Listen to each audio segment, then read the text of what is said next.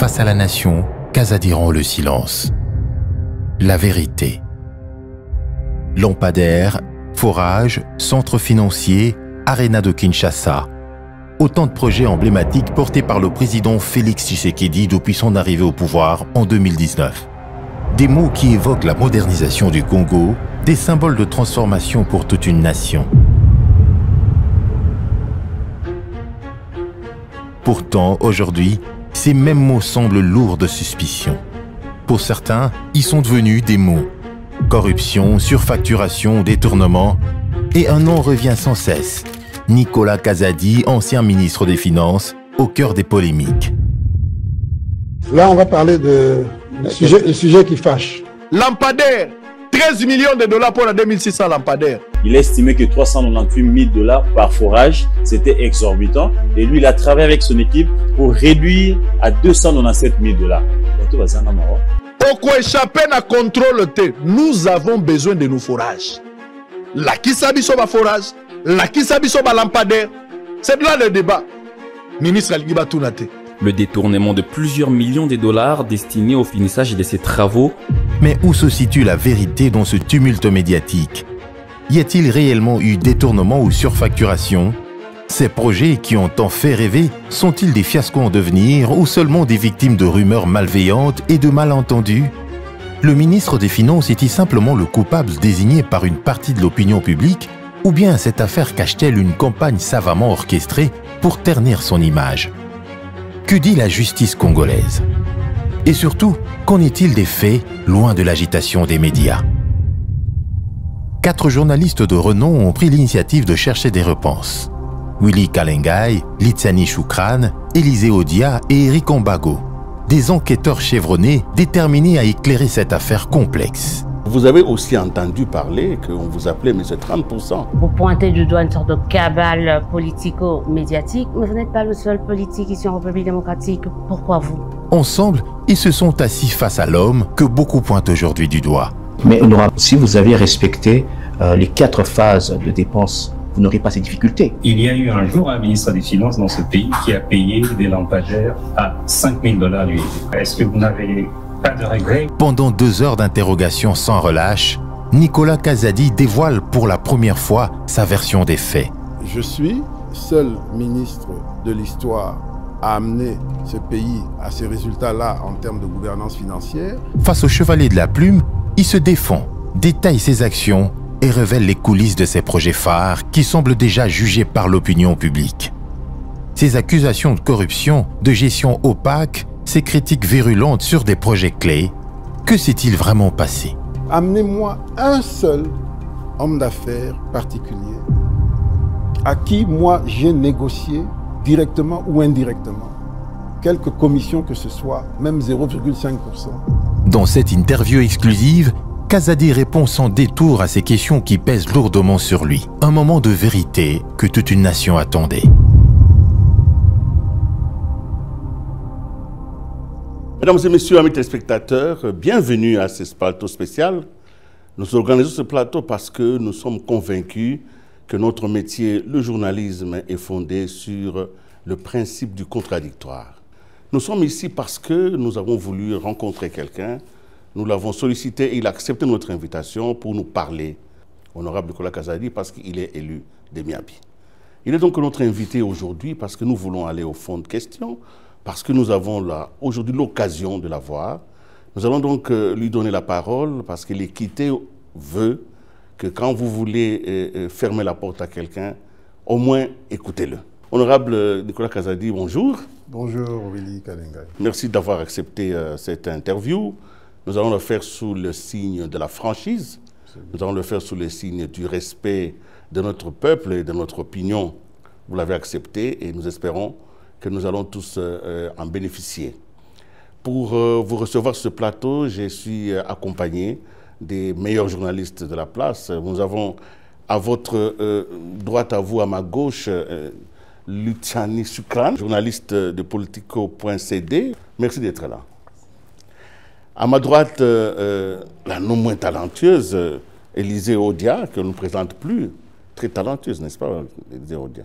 Oh, je laisse aux téléspectateurs le soin d'en juger. En plus, vous êtes humble. Merci beaucoup, Olivier Odia. Merci. Et au fond, Eric Ambago, journaliste à Top Congo. Merci d'être là. Merci, Willy. Alors, honorable Nicolas Kazadi, pourquoi, et la première question, vous acceptez de prendre la parole aujourd'hui? Vous aurez pu, comme beaucoup de gens, attendre que les temps vous fassent oublier. Parce qu'en réalité, dans l'opinion publique, vous passez pour un homme dangereux, un homme qui a fait mal à la République. Merci bien, Willy Kalenga. Effectivement, depuis quelques mois, j'ai cessé de parler aux médias pour une raison bien simple, et vous le savez, c'est que j'ai été mis en cause dans cette affaire de forage, et donc une instruction a démarré. Déjà en avril, fin avril, il y a eu une réquisition d'informations à mon sujet auprès de l'Assemblée nationale pour demander l'autorisation de poursuite, l'autorisation d'instruction, pardon, sur cette affaire de forage. Donc dès lors que la justice était saisie, je ne pouvais plus m'adresser à mes concitoyens. Et donc j'ai traversé cette longue période avec une forte envie de parler, justement, une forte envie de vous m'expliquer, de me justifier. Et malheureusement, je ne pouvais pas pour ces raisons-là. Et heureusement que là, je viens d'être notifié par le parquet que j'ai été totalement disculpé après cette phase d'instruction. Et donc, c'est le moment pour moi de venir de nouveau m'adresser aux Congolais comme j'aurais tant souhaité le faire plus tôt. Comme je voulais, je doutais un tout petit peu, j'ai demandé la preuve, hein, avant de monter ce plateau. Comment mène la lettre qui remet le ministre à la disposition de la vérité publique et historique? Alors, j'ai la lettre ici. Cette lettre dit « Maître, j'accuse réception de votre lettre numéro 166/D/W/D/2024 du 8 octobre 2024 m'adresser au sujet de l'objet repris sous rubrique et vous informe que votre client, c'est Nicolas Kazadi Kadimanzouzi, a été disculpé des faits infractionnels mis à sa charge. Veuillez agréer, maître, l'expression de ma considération distinguée. C'est vrai que nous vous voulions coupable. Nous avions trouvé comme ça quelqu'un qui pouvait un peu prendre sur lui toutes nos misères, parce que c'est bien que quelqu'un de très haut niveau puisse être coupable. Ça fait plaisir au peuple. Mais en réalité, si ceci est vrai, et c'est vrai parce que c'est signé par les procureurs, alors vous avez un problème là. Vous êtes non coupable, mais totalement coupable dans les yeux de l'opinion. Mais non, justement, j'ai commencé par être condamné par l'opinion à la suite d'une manipulation médiatico-politique. Et donc, lorsqu'on se retrouve au fond de l'eau, qu'est-ce qu'on fait? On se laisse couler, on va jusqu'au fond, et dès qu'on arrive au fond, on tape le pied sur le plancher et on remonte. Donc, je n'avais pas d'autre choix que d'attendre ce moment-là. Mais depuis le début, il n'y avait aucun doute en ce qui me concerne sur le fait qu'il ne s'agissait rien que d'une cabale politique et que le temps viendrait où tout s'éclaircirait. Et ça n'a pas traîné parce que déjà, au cours de l'instruction, tout montrait très bien que ça ne tenait à rien. Et pour votre information, j'ai eu plusieurs séances. D'abord, j'ai été le premier à demander à être entendu. Ça, c'est très important. Dès le début, donc je crois que le 27 avril, le parquet a écrit à l'Assemblée nationale, m'a interdit de voyager et a écrit à l'Assemblée nationale pour demander l'autorisation d'instruction. Dès le lendemain, j'ai manifesté mon souhait d'être entendu. Et le 9 mai, j'ai écrit une première lettre au procureur pour dire que je me débarrassais de toutes mes immunités et que j'étais prêt à aller pour être entendu. C'était une difficulté pour eux parce que selon eux, la loi ne permettait pas d'être entendu. Mais j'ai dû insister et finalement, ils ont commencé à m'entendre avant le retour de l'Assemblée. Mais pour finir, on a pu accélérer avec l'Assemblée pour que l'instruction démarre. Et donc, c'est moi qui courais derrière les juges pour être entendu, ce qui n'est pas commun. Je ne sais pas si vous connaissez d'autres hommes politiques dans l'histoire de ce pays qui ont eu l'attitude que j'ai eue depuis le début. Et de toutes les auditions qu'on a eues, on a eu plusieurs séances, y compris des confrontations avec toutes les autres parties. Mais vous étiez très puissant, un ministre des Finances qui court derrière un juge. Je ne suis pas sûr. Les juges se retournent un pied par terre. Je crois que vous êtes déformé par la réalité de notre pays. Oui. Mais croyez-moi qu'il y a aussi des gens qui sont innocents et qui sont faussement accusés. Et j'en fais partie. Et donc, c'était sûr de mon fait que j'ai couru derrière le juge pour être entendu. Et de toutes les auditions qu'on a eues, je me souviens de 3 remarques de magistrats différents, pas le même magistrat. Le premier, il me dit, au tout début, il me dit, mais lorsque j'entends... D'abord, il me demande, mais qu'est-ce que vous... On a vu votre lettre, vous voulez être entendu, qu'est-ce que vous voulez exactement? Moi, je dis, mais non, c'est à vous de me dire ce que vous me voulez, puisqu'il y a une réquisition qui me concerne. Et puis, je leur relate mes faits, ce que j'avais à dire. Puis ils me disent, mais le magistrat me dit, mais quand je vous entends, je ne vois pas vraiment ce que vous faites ici. Et il conclut en disant, vous savez, dans la vie, est-ce que vous priez? Moi, je dis oui. Dans la vie, il y a des dossiers où il faut seulement prier. Donc moi, je vous conseille de prier. Le deuxième magistrat, un autre magistrat, qui m'entend, qui fait des confrontations, et celui-là, il me dit, mais quand je regarde tout ça, quand je vois le dossier, j'entends les déclarations des uns et des autres, je ne vois pas qu'est-ce que vous faites dans cette affaire. Je dis, bah, c'est ce que je dis depuis le début. Je vous répète que je suis victime d'une cabale politique. On veut m'impliquer dans une histoire où je n'ai aucune responsabilité. Ma seule responsabilité, c'est d'avoir payé. Et le troisième magistrat, lui, la même chose, même réaction. C'était le dernier jour. Le jour d'ailleurs où on a décidé on a signé des mandats d'arrêt provisoire pour 2 des impliqués. Et donc ce jour-là, le troisième magistrat, il me dit, mais est-ce que, il regarde et puis il me dit, mais est-ce qu'en haut lieu, on est conscient que vous êtes victime d'une cabale politique? Moi j'ai dit, oui, heureusement, il me semble qu'on commence à en prendre conscience. Et il dit, ah, mais c'est incroyable, vous devez être réhabilité. Voilà le dernier mot du magistrat lors de la dernière audition. Donc pour moi, je n'avais aucune inquiétude. Tout était transparent, tout était clair. Et de quoi il s'agit? Il s'agit simplement de la volonté de m'impliquer dans une affaire. Écoutez, j'ai fait des paiements pour... Nous allons examiner en détail l'ensemble de toutes ces procédures parce qu'il faut aussi tenir compte de la mémoire qui s'étiole et que le peuple a besoin de revenir un peu sur ces dossiers pour que maintenant examiner la position de la justice aujourd'hui par rapport à vous et au fait qu'eux, ils connaissent. Alors nous allons, si vous êtes d'accord avec moi, rapidement, nous allons passer à mes collègues qui vont vous poser des questions sur certains faits. Élisée Odia. Vous venez d'être disculpé par la justice. D'aucuns risquent de dire, mais on parle d'une justice quasiment malade. Elle est malade, mais elle est encore en vie. Hein. Elle n'est pas morte. Ah bah ouais, parce qu'elle vient de vous disculper. Est-ce que vous pensez que cela peut être remis en question par certains? D'autant plus qu'il y a une rhétorique que nous, on a entendue depuis plusieurs années. Ça vient du président de la République, c'est une justice malade qui disculpe quelqu'un qui, aux yeux de tout le monde, je vais vous dire les choses autrement. C'est parce qu'elle est malade qu'elle a réussi à m'inculper, disons à me poursuivre. Parce qu'il n'y avait même pas matière à ce que cela soit fait.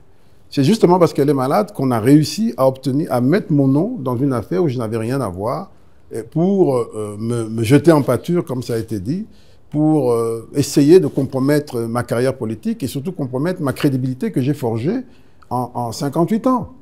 Dont, je ne sais pas, près de 30 ans d'exercice professionnel. Donc, et cette crédibilité n'a jamais été remise en cause dans le passé, dans ma vie. Donc, c'était une démarche politique qui s'est appuyée sur une justice malade, mais Dieu merci, c'était tellement gros que les magistrats eux-mêmes ont dit non, il n'y a pas matière, c'est pas possible. C'est la justice qui vous disculpe. La décision intervient après, quand même, que le président lui-même vous êtes disculpé. Est-ce que vous êtes senti ça? Est-ce que vous pensez que cette justice a juste suivi le mot d'ordre du président qui lui-même, déjà au cours d'une émission, disait qu'on jette les gens en pâture? Le président était clair. Il a juste parlé de faits. Il a dit, ce ministre qui est jeté en pâture est le seul dans l'histoire de ce pays qui nous a amenés à tel niveau. Il n'a pas parlé de justice. Il n'a pas donné une opinion sur la justice. Mais on peut comprendre qu'en tant que magistrat suprême, il peut être informé de ce qui se passe parce qu'il a quand même des éléments. N'oubliez pas que moi, j'ai eu une confrontation entre l'inspecteur général des finances et moi devant le chef de l'État. Et donc, à cette occasion, c'était bien au début, avant même que je ne sois entendu par les magistrats. Les choses étaient déjà claires. L'inspecteur lui-même a déjà dit à plusieurs personnes en coulisses, non, lui n'a rien à voir, on a fouillé ses comptes, il n'a pas de transfert, il n'y a rien qui montre qu'il soit impliqué de manière ou d'une autre. Il n'a rien à voir. Lui-même l'a dit à des gens. Mais comme il y avait déjà une dynamique, il a laissé faire la dynamique, peut-être parce qu'il avait un intérêt politique derrière, mais ça c'est son affaire, mais c'était su déjà des gens qui étaient informés. Et dans les confrontations qu'on a eues, je lui ai même dit, j'ai dit, écoute, maintenant que c'est établi que tout ça a été basé sur du faux, je veux un démenti. Et sa réponse c'était, je veux bien, mais je ne peux plus rien dire parce que la justice est déjà saisie. Je suis un OPJ, je ne peux plus rien faire, donc il faut aller en justice. Et on a continué avec la justice. Sans Nicolas Kazadi, disculpé par la justice, vous pointez du doigt une sorte de cabale politico-médiatique, mais vous n'êtes pas le seul politique ici en République démocratique. Pourquoi? Pourquoi vous? Ça, il faut demander à ceux qui ont orchestré cette cabale. Je ne suis pas le premier non plus à être victime d'une cabale. Hein. Ça, il faut le dire. Je ne suis pas le premier, peut-être pas le dernier. Mais ce qui est vrai, c'est qu'aujourd'hui, là, c'était mon tour. Et pourquoi moi? Pourquoi moi? Je ne sais pas, mais ce qui est certain, c'est que je suis le seul ministre de l'histoire à amener ce pays à ces résultats-là en termes de gouvernance financière, en termes de réhabilitation de l'image et du prestige du pays à l'extérieur. C'est un processus que j'avais commencé avec succès. Je suis ce ministre-là. Je suis le seul ministre qui a triplé le budget de l'État en si peu de temps. Et donc, dans le fantasme congolais, comme les gens vivent de commissions, ils se disent, mais s'il a amené le budget à 16 milliards, donc lui, au minimum, il doit avoir 1,5 milliard dans sa poche. C'est peut-être ça. Donc, les gens pensent qu'il s'est enrichi, etc. Et donc, tous les phares sont sur moi. Et ensuite, et aussi, lorsqu'on est ministre des Finances, avec autant d'appétit à la veille d'une élection, vous voyez un peu tous les appétits qu'il y a sur le Trésor. Et moi, mon rôle, c'est souvent de dire non. Et donc, j'ai potentiellement beaucoup de gens qui ont des comptes à régler avec moi parce qu'ils n'ont pas pu accéder à ce à quoi ils espéraient. Mais plus que tout ça, à mon avis, le vrai problème, c'est que j'ai mis en place une politique de lutte contre la corruption, contre les mafias, qui était réellement structurée, systémique, intelligente et basée sur la transparence à tous les niveaux. Et ça ne pouvait pas plaire au système. Vous savez que j'ai instauré beaucoup d'outils informatiques pour le contrôle de la TVA. C'est une initiative que j'ai prise qui ne m'a pas été dictée par le FMI, qui ne m'a pas été dictée par le gouvernement. C'est moi qui ai amené ça à la table du gouvernement, la facture normalisée. L'assainissement des jeux d'argent, ça ne m'a pas été dicté ni par le FMI, ni par la Banque mondiale, ni par le gouvernement. C'est moi qui ai amené ça sur la table. Vous savez que sur les jeux d'argent, dans ce pays, toutes les sociétés qui font des jeux, des paris, elles brassent plus d'1 milliard de dollars par an. Vous savez combien elles payaient? Moins d'1 million à l'État par an. Ce que je dis est clair. C'est moi qui ai initié ces réformes, c'est moi qui les ai fait avancer. Elles sont en train d'être abouties. Souvenez-vous que le 31, peu avant l'élection, je crois le 19 décembre 2023, nous avons officiellement lancé la facture normalisée avec le Premier ministre Sama Lukonde, c'était à Rotana. Sur les jeux d'argent, c'est fait, tout est bouclé, les contrats sont signés. Je sais qu'il y a une tentative de remise en question que j'ai faite après moi, mais ça va être très difficile parce que le processus est déjà bien abouti. Mais vous avez aussi entendu parler qu'on vous appelait mais c'est 30%. Que oui, les 40, gens disaient 50%. Voilà, qu'il y avait un système mis en place au ministère des Finances justement, mais moi qui faisait que le paiement des factures soit en tout cas tributaire. Je vais vous dire une chose. La beauté de cette affaire, c'est que dans ce pays, comme à Hollywood, on peut créer un scénario et coller à quelqu'un ce que l'on veut, l'étiquette que l'on veut. Moi, je vous dis, Willy Kalenga, amenez-moi un seul homme d'affaires particulier à qui, moi, j'ai négocié directement ou indirectement quelque commission que ce soit, même 0,5%. Ça n'existe pas. Ce qui est vrai, c'est que dans ce pays, tout le monde est dans ça, parce que les gens n'ont pas appris à travailler suffisamment. Et lorsque vous faites votre boulot de ministre des Finances, vous payez des gens, ces gens peuvent eux-mêmes être porteurs de négociateurs, de commissions, etc. Mais ma politique au sein du cabinet, et les membres de mon cabinet le savent, c'est que j'étais intraitable sur ces questions. J'ai dû me séparer de 3 collaborateurs pour lesquels les indices étaient suffisants pour que je prenne cette décision. Mais pour le reste, c'est des histoires, c'est des racontars. Il y en a que j'ai arrêtés, j'ai fait arrêter. Ils se sont répandus dans les réseaux sociaux alors qu'on les a pris la main dans le sac pour commencer à m'insulter toujours autour de la thématique de 30%, 40%. Et pourquoi on les a fait arrêter? Parce que je fais un paiement, innocemment, le paiement s'en va, et ils vont contacter la personne qui a été payée, et ils s'improvisent comme intermédiaires en disant qu'eux, ils travaillent pour le ministre, et il y a autant. Et c'est tout à fait par hasard que ça me parvient. Et donc, on met en place une stratégie avec le bénéficiaire pour arrêter ces gens, mais vous ne savez pas comment ils ont cherché à me salir. Alors qu'on les a pris la main dans le sac, c'est ça aussi l'inversion des valeurs dans notre pays. Ils ont passé un petit séjour à Makala, puis ils sont sortis. Ce n'étaient pas les seuls. J'ai eu 2 ou 3 cas pareils. Donc c'est ça la réalité de notre pays. Mais croyez-moi, moi j'ai eu la chance de travailler dans ce pays. À la Banque centrale, dans ce même ministère des Finances, je connais un peu les habitudes ici. Mais j'ai aussi eu la chance de travailler dans d'autres institutions à l'étranger, où les critères d'éthique sont beaucoup plus exigeants. Et je sais c'est quoi réhabiliter l'image, je sais c'est quoi préserver l'image. Et j'ai vécu dans ça. Et quand je suis venu ici, c'était ça mon leitmotiv. Je savais ce dont souffrait le pays. C'était un problème d'image totalement abîmé. J'ai réussi à le faire. J'ai réussi à le faire. Grâce à moi, on a pu gagner quelques points en termes de notation du pays. Grâce à moi, on a pu accéder à tous ces programmes. On a pu démultiplier les recettes mobilisées. Et ce qui me rassure, c'est que lorsque je parle avec les hommes d'affaires, les grands hommes d'affaires, les vrais, qu'ils soient locaux ou étrangers, même au plus fort de la crise, ils m'ont toujours jeté des fleurs en disant « Ne t'en fais pas, on a tout compris. On sait que c'est une cabale, on te connaît, on connaît ton sérieux. » Et depuis que j'ai cessé mes fonctions, avant même que l'instruction ne termine, qu'est-ce que je n'ai pas reçu comme proposition? On voudrait travailler avec toi. Est-ce que tu es prêt? Est-ce qu'on peut commencer maintenant? On veut faire ceci, on veut faire cela. C'est ça qui me rassure. Et c'est ça qui compte.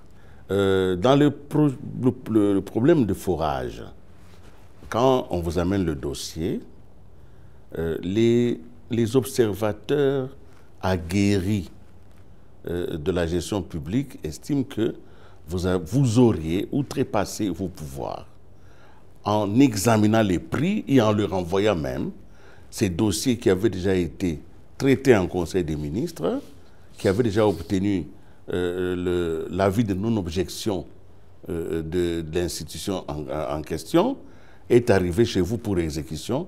Le fait même de vous être donné ce pouvoir-là, de ramener, de discuter du prix, c'était un indice de mauvaise gouvernance. Non, je suis désolé. Alors, il ne faut pas vouloir une chose et son contraire. J'ai entendu des gens me reprocher d'avoir payé en disant qu'ils savaient que c'était surfacturé, pourquoi il a payé.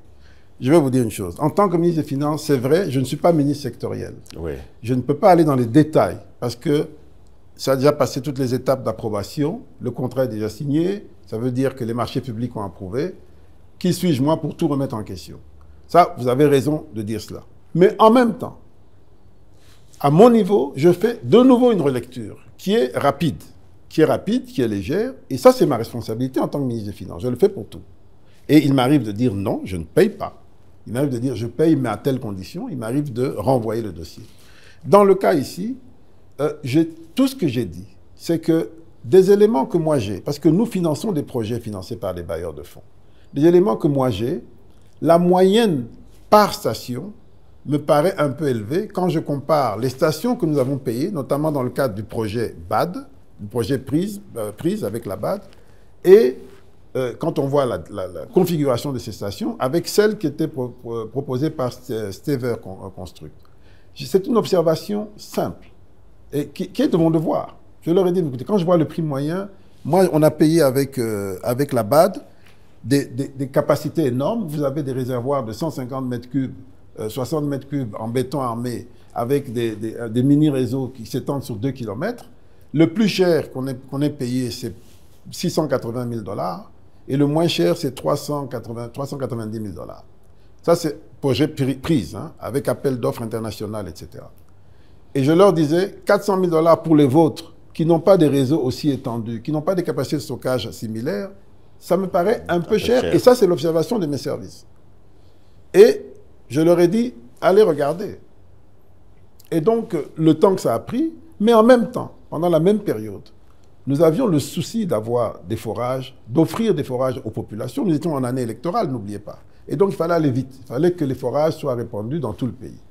Donc, j'ai fait une observation de bonne foi en tant que ministre des Finances, mais je ne me suis pas substitué au ministre de tutelle, au ministre du Développement rural. Pas du tout. Je n'ai aucunement négocié quoi que ce soit. J'ai juste fait une observation. Et eux-mêmes, voyant que c'était un élément de blocage ou de ralentissement, ils ont dit, bon, on va faire un effort, on va offrir plus de forages, ce qui faisait diminuer le prix moyen.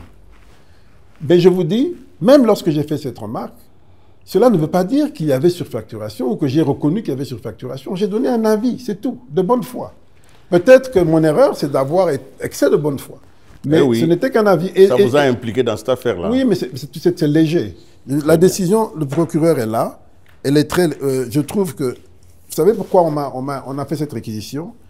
On a dit que, voilà, le procureur dit, ayant relevé que le coût retenu dans le contrat précité pour l'installation des forages était très élevé, Monsieur le ministre des Finances invitera le ministre du Développement rural à négocier avec le consortium pour revoir à la baisse le dit coût. C'est ce qu'on dit. Et puis on dit en réaction, le ministre Roubota a obtenu d'augmenter le nombre de stations de 340 unités supplémentaires. Et puis on dit ensuite, bien qu'ayant constaté la surfacturation des forages après les négociations susventées, Monsieur le ministre des Finances a reconnu, au cours du briefing de presse tenu par le ministre de la Communication le 24 avril 2024, avoir payé la somme de 71 millions, apparemment en l'absence de tout élément d'évaluation technique pouvant lui permettre de connaître le coût réel de chaque station d'eau. Vous ne trouvez pas ça un peu léger? Je trouve ça extrêmement léger. Déjà passé, mais c'était bien comme motif de le préciser. Pour m'interdire de voyager, me jeter en pâture, avec tout ce que je représentais à l'époque en tant que ministre des Finances. Vous savez que le voyage de Paris que j'ai raté là, j'allais pour signer notamment 2-3 grands projets. Un projet justement de 50 millions d'euros avec le Trésor français pour financement de lampadaires, on va y revenir. On allait signer avec Alstom pour le train urbain, Métrokin. Tous ces projets, aujourd'hui, sont à l'eau, sont en difficulté. Et donc, c'est pour vous dire simplement que chaque décision que l'on prend, quand on est en charge de l'affaire publique, peut porter à conséquence et on doit le faire vraiment en pleine connaissance de cause. Éric Ambot. Je n'ai pas terminé. Oui. Sur le prix, la manipulation médiatique a voulu me faire passer pour celui qui a décidé d'acheter des forages de 5 000 $ qu'on met dans le coin de la maison à 300 000 $. C'est ça dans l'imaginaire des gens. Ça, c'est une manipulation malhonnête. Et elle a été sciemment entretenue. De un, je n'ai jamais dit qu'il y avait surfacturation. Même au briefing, j'ai dit, on m'a demandé, vous pensez qu'il y a surfacturation ou pas? J'ai dit, je ne suis pas en mesure de le dire. J'ai donné un avis en tant que ministre des Finances, mais je ne peux pas me prononcer sur la surfacturation. Et d'ailleurs, je vais demander au procureur d'ouvrir une enquête sur la question de la surfacturation pour qu'il nous dise s'il y a eu surfacturation ou pas. Mais la mauvaise foi avait déjà occupé les esprits en disant, forage, il y a 5 000, y est à Tekiamon à 300 000. Ça, c'est malhonnête. Ça, c'est injuste. Juste parce que l'homme est à abattre à tout prix.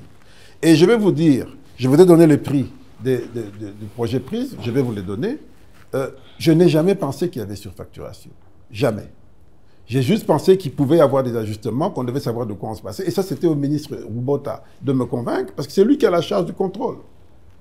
Ma charge était de payer. J'étais, selon le contrat, obligé de payer 79 millions la première année. Mon prédécesseur, le ministre Sellé, l'avait écrit dans une lettre clairement. Je marque mon accord, sur instruction de ma hiérarchie, je marque mon accord pour faire un montage financier pour financer les 400 millions en 5 tranches annuelles. Et donc, la première tranche annuelle, c'était 79 millions. C'était ça mon obligation. Si je les avais disponibles, je les aurais payés en une fois. Le suivi de l'exécution, ce n'était pas moi, c'était le ministre. Honorable, vous avez parlé de cette affaire de forage. Ma question, c'est pourquoi est-ce que vous avez décidé le paiement en procédure d'urgence? Pourquoi je l'ai fait? Pour une raison simple. D'ailleurs, au moment où j'ai fait le premier paiement, en même temps que je faisais le paiement, j'écrivais au ministère du Budget pour qu'il prépare la suite. D'abord, c'est-à-dire qu'il prépare le paiement, le DTO, qui va venir régulariser la première tranche payée et puis qui va venir couvrir les tranches suivantes. Je n'ai jamais eu de suite du ministère du Budget. S'il y avait un problème, il aurait dû me dire. Soit ça arrive, soit non, vous avez fait une erreur, il ne fallait pas payer, voilà. Rien du tout. Mais vous savez aussi que dans le manuel de procédure de dépenses, il existe ce qu'on appelle procédure accélérée. C'est-à-dire que le ministre du Budget engage et liquide et écrit sur le document urgent pour que ça soit payé. Cela permettra le contrôle. Mais ceux qui n'ont jamais été fait, vous êtes passé aux procédures d'urgence. Il peut le faire, mais moi aussi je peux le faire. Et quand je le fais, on travaillait en bonne synergie avec le ministre Boji. On n'a jamais eu de difficulté. S'il y a une difficulté, il a eu tout le temps de me le dire. J'ai fait ce paiement de 71 millions en 3 tranches, ou 4 même. Et donc, il avait le temps de réagir pour me dire « Attention, là, tu es en train de déconner, il y a tel problème. » Il ne me l'a jamais dit. Vous l'avez fait sur base de l'arrêté interministériel que vous avez signé avec le ministre du Budget, où non, écoutez, toutes les listes des dépenses étaient dirigées vers vous et vous donniez l'ordre à la banque de pouvoir payer. Oui, mais je veux vous dire, quand on gère l'État, on a des contingences politiques et on doit les apprécier, on doit décider vite. La procédure d'urgence sert à ça. Là, nous avions pris énormément de retard pour discuter de quand est-ce qu'on commence, on commence par quoi. Nous voulions politiquement déployer ces stations, qui sont aujourd'hui disponibles, semble-t-il, dans les stocks de fournisseurs. C'est-à-dire que les 300 stations sont disponibles, mais il faut les déployer. Et apparemment, ils ont mal géré leur trésorerie pour se trouver à court et ralentir l'exécution. C'est comme ça qu'au mois d'août, on était à 6 mois depuis le premier paiement. Lorsqu'on me demande de continuer les paiements, août 2023, je demande, vérifiez un peu où est-ce qu'on en est. Et il nous informe qu'au mois d'août, il nous informe par écrit qu'on a déjà installé 89 stations. Je dis, vous êtes en retard parce que là, tel qu'on a payé, vous devriez déjà être près de 200 stations. Mais ils expliquent qu'ils sont dans des discussions avec les autorités sur les emplacements, parce que ce n'était pas eux qui devaient choisir. Et puis, ils ont des problèmes logistiques, etc. Mais ils peuvent rattraper ce retard rapidement, mais il faut des moyens pour déployer tout partout. Et comme l'engagement, l'obligation pour moi était de payer 79 millions, j'ai dit, OK, je vous paye la 3e tranche que j'avais déjà annoncée, mais je m'arrête là. Le reste, je ne payerai que quand vous aurez rattrapé le retard. Donc c'est la politique qui vous a obligé de payer en mode d'urgence, en violant même les lois sur les dépenses publiques? Non, vous dites violent, il y a pas, vous savez le nombre de choses qu'on paye en procédure d'urgence? Vous pouvez pas imaginer, il y a énormément. Mais la procédure accélérée peut vous permettre de vous couvrir, c'est ce qui vous a été reproché. C'est pour ça que je me suis adressé à mon collègue du budget, pour qu'il fasse le travail et qu'il m'interpelle en cas de difficulté, c'est tout.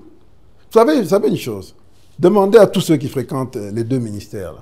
Moi, j'ai reçu beaucoup de gens. J'ai reçu une fois un monsieur qui est venu me voir pour un dossier propre, normal. Je lui dis, mais je suis désolé, il faut aller au ministère du Budget parce qu'on va encore me reprocher des procédures d'urgence. Le monsieur s'est mis presque à pleurer. Donc, c'est pour vous dire qu'il y a une réalité aussi. Et nous savons le temps que ça met parfois pour un dossier pour aller y revenir. Ça peut mettre des mois, alors qu'on a un impératif politique à résoudre. Et c'est tous ces éléments-là qui font qu'on apprécie. Moi, j'assume la décision d'avoir payé en procédure d'urgence. Je l'assume, il n'y a aucun problème. La question d'Ambago a un autre soubassement. Vous avez senti qu'il était important que ce forage se termine pour que ce soit un élément de la campagne électorale. Mais si je comprends bien, c'était politique. La politique est là pour résoudre les problèmes des gens. Si on donne, et je vais vous dire, là où... Donc le mot d'urgence a été un mot électoral. Là où... Non, mais ça c'est une caricature. Oui. Là où ces stations ont été installées, mais vous ne pouvez pas vous imaginer l'impact des mamans, de tout le monde, des gens qui n'avaient pas d'eau et qui reçoivent de l'eau en abondance. Maintenant, malheureusement, ça n'a pas été vite, ça n'a pas été partout, à cause de toutes ces histoires que je regrette, mais l'objectif n'était que celui-là. De la même manière que nous avons globalement amené les dépenses d'investissement à 11% des ressources propres mobilisées, avec des routes, des chantiers ouverts partout, le PDL, nous étions dans cette dynamique. Et quel est le rôle d'un politique? C'est d'apporter des résultats, c'est de poser des actes transformateurs. Nous l'avons fait. Nous avons fait le PDL, nous avons fait à travers les diocèses catholiques, nous avons investi beaucoup d'argent. Vous savez que nous avons donné à 2 ou 3 reprises $300 000 par diocèse. Ils ont fait des projets locaux avec une efficacité incroyable. On n'en parle pas assez. Je crois qu'ils ont été beaucoup plus rapides et peut-être même beaucoup plus efficaces que le PDL. Il faut qu'on le reconnaisse à l'Église catholique. Ils ont été efficaces. Nous avons fait la même chose avec les protestants. On leur a donné des ressources. Sauf que les moyens étaient moins importants que le PDL, mais tous les moyens étaient bons pour répondre aux besoins des Congolais. Et le retard que nous avons dans tous les domaines est énorme. Et alors, maintenant, si vous me dites qu'on a des difficultés à conduire des projets correctement de bout en bout, je serais le premier à le dire. Ça fait partie de notre feuille de route dans le cadre des réformes, dans le cadre de nos programmes avec nos grands partenaires. On doit rétablir non seulement la chaîne de la dépense, mais la chaîne de la dépense, ça ne veut pas dire seulement un DTO. Hein. Le ministre du Budget peut faire un DTO même sans soubassement. Si ce n'est que ça que vous voulez, il n'y a pas de problème. Mais c'est plus que ça. C'est vraiment mettre en place un dispositif pour que le projet, depuis l'idée du projet jusqu'à la fin, soit fait correctement, soit bien suivi. Je vous dis qu'on est très faible. Nous sommes encore très faibles au niveau national. Mais honorable, si vous avez respecté les 4 phases de dépenses, engagement, liquidation, paiement, ordonnancement, paiement, vous n'aurez pas ces difficultés. La chaîne de la dépense a ses avantages et ses inconvénients.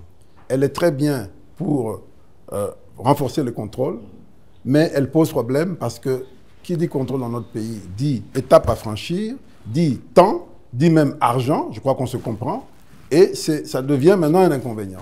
C'est pour ça que par moment, on prend le risque politique de passer outre pour atteindre l'objectif. Et le rôle d'un politique, c'est celui-là. Maintenant, quand, par précaution, j'ai en même temps saisi le ministre du Budget pour qu'il ait le temps, à froid, de revenir là-dessus, de nous aider à continuer, mais le retour n'est jamais venu. Alors, Choukran. Monsieur le ministre, merci. C'est une très bonne chose de vous avoir parce qu'on ne va pas parler beaucoup de français, mais je vais descendre un peu pour le commun de Congolais. Il y a eu un jour un ministre des Finances dans ce pays qui a payé des lampadaires à 5 000 $ l'unité. D'abord, avant d'aller plus loin en tant qu'homme congolais, connaissant ce pays et de toutes les souffrances dans lesquelles nos populations vivent, quand vous vous rendez compte d'avoir payé à ces prix-là, est-ce que vous n'avez pas de regrets ou est-ce que vous n'avez pas eu quelques réactions? Non, vous savez, gérer les affaires publiques, c'est toujours très complexe. On peut avoir un point de vue du citoyen lambda, qui est un point de vue souvent léger, pas informé. Mais quand on est dedans, on voit les choses différemment. Et il faut prendre le temps d'expliquer, sinon on subit la justice populaire. Cette affaire des lampadaires est extrêmement claire. Je reçois, peu après ma prise de fonction, le gouverneur de la ville de Kinshasa, avec le patron de Solectra, Samba Bachili, qui avait déjà validé leur projet à tous les niveaux, pour dire voilà, et j'étais au courant de ce projet, qui était validé aussi, pour me dire voilà, on a signé notre contrat, on voudrait que vous payiez les lampadaires. Et c'est là que je vois le montant, 13 millions, je demande le nombre de lampadaires, 2500 à peu près, je fais un calcul rapide, je vois que c'est 4000 et quelques. Ma première réaction, spontanée, innocente, je dis mais on est à 4900, mais moi je viens de payer des lampadaires avec Modern Construct qui coûte 1500 $. Comment je peux justifier des lampadaires qui coûtent 3 fois plus cher? Oui, on est au courant et tout, mais ces lampadaires-là, ce n'est pas les mêmes. Et puis, il me démontre, effectivement, ce n'est pas les mêmes.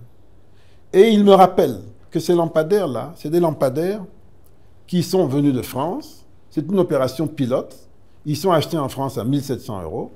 Et ces lampadaires-là, c'est une opération pilote pour déclencher le financement du Trésor français, que je devais signer d'ailleurs en avril et que je n'ai pas signé, de 1500, pour 30 000 lampadaires. Alors, peut-être vous allez me dire que le Trésor français aussi était dans la surfacturation, etc. Bon, ça, vous avez le droit. Mais c'est de cela qu'il s'agissait. Et donc, quand je vois ces évidences, je dis, OK, donc c'est une affaire sérieuse. Et il me montre même les différences de luminosité, etc. Je dis, bon, puisque c'est déjà validé par ma hiérarchie, bon, on va y aller.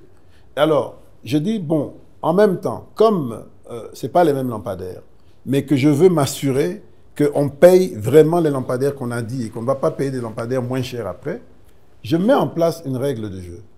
Je dis au gouverneur, vous ouvrez un compte dans une banque, je vous paye l'argent, mais nous allons surveiller l'exécution de ce paiement pour protéger l'argent.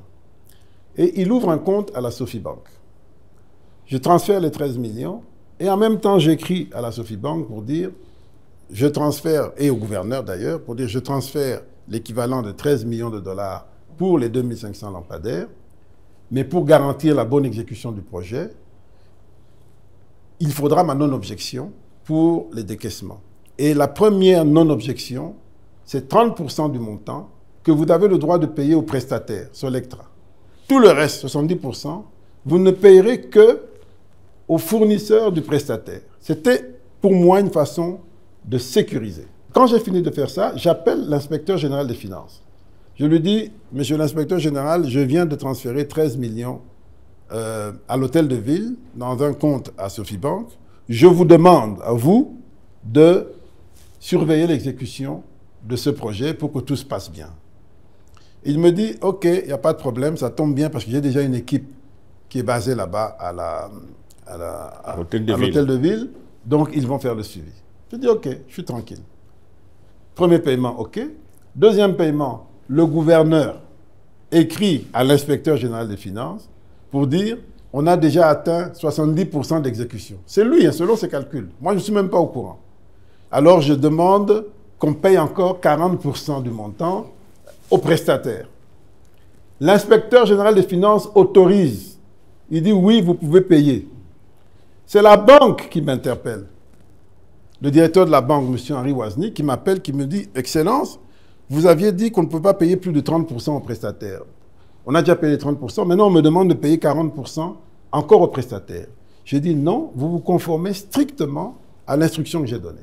Vous payez par lettre de crédit, vous payez les fournisseurs, mais vous ne payez pas le prestataire lui-même, directement. Il a déjà eu ses 30%, ça suffit. Maintenant, il faut qu'on sécurise le projet. OK, très bien. Il respecte ce que je dis. Après, il y avait encore un dernier 30%, la même chose. Et tout s'est bien passé, les conteneurs sont arrivés à Matadi. Maintenant, il faut sortir les conteneurs pour faire le projet. Cette fois-ci, maintenant, le prestataire nous saisit pour dire, on me demande de payer la TVA et la douane, les deux ensemble, ça fait 56% du montant. Si je paye ce montant-là, je perds de l'argent. J'ai dit, mais il fallait négocier l'exonération avant. Votre contrat ne prévoit pas d'exonération. Il dit, oui, mais je ne savais pas, j'étais distrait. Partout en Afrique où j'ai fait les projets, ces produits sont exonérés. Il m'écrit pour demander une exonération. J'envoie à ma cellule fiscale, le conseiller Chiribagoula, il me dit, au moment où nous parlons, il y a un décret en préparation qui exonère les produits solaires, mais il n'est pas encore finalisé. Ce que je vous conseille, c'est d'autoriser l'enlèvement d'urgence. Comme ça, il n'a pas de frais, il n'a pas de surestarise, il continue son projet. Et entre-temps, on espère que le décret sera fait et comme ça, ils pourront bénéficier d'exonération. Je dis, ah oui, ça c'est pas mal comme idée. Et il prépare une lettre et j'autorise l'enlèvement d'urgence. Ça va à la douane autorise la levée des lampadaires. L'IGF, qui est aussi à Matadi, s'interpose et bloque. Ils reviennent vers nous, ils s'échangent entre eux. L'IGF dit, OK, on va lever, que le ministre confirme. On me demande de confirmer, je confirme de nouveau.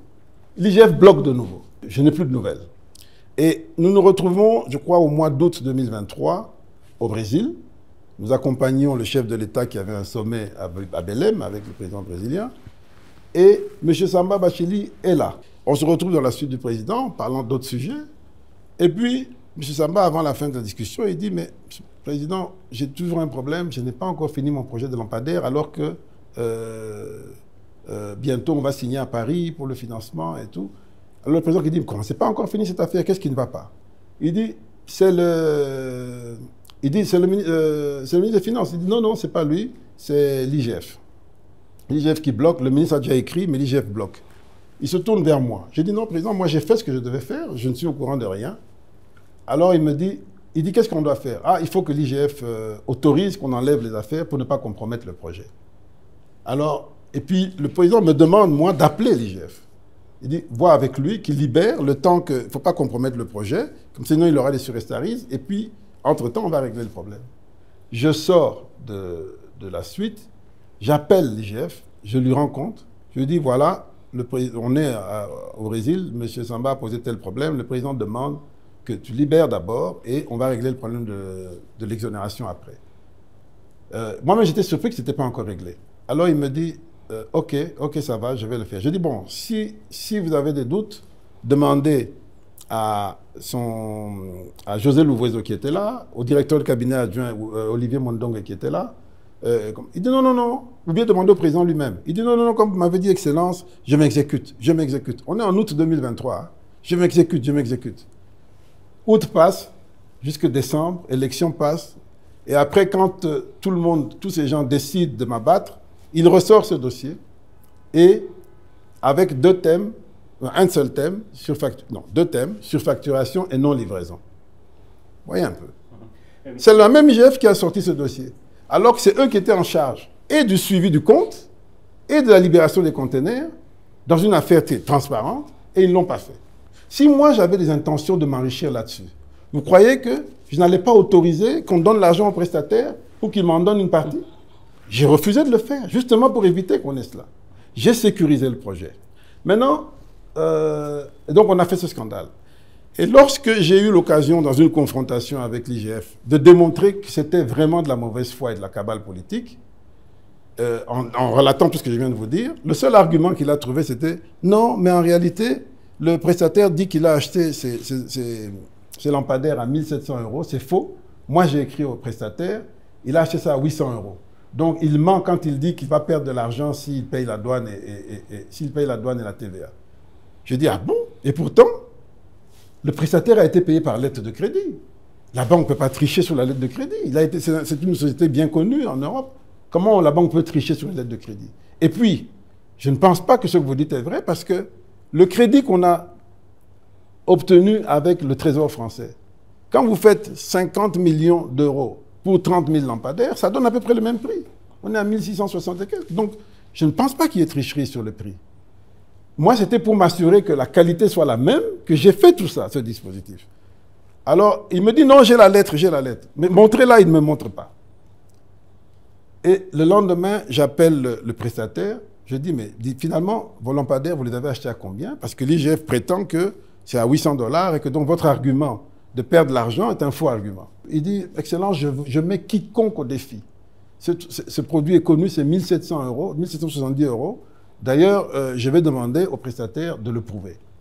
Et la même journée, il m'envoie une lettre écrite par le prestataire qui confirme le prix de 1700 €. Ça, c'est juste la lampe, sans compter le mât qui était importé du Maroc, sans compter les accessoires et tout le reste. Et quand vous ajoutez transport et tout, et douane et tout, c'était 4 900 € était justifié.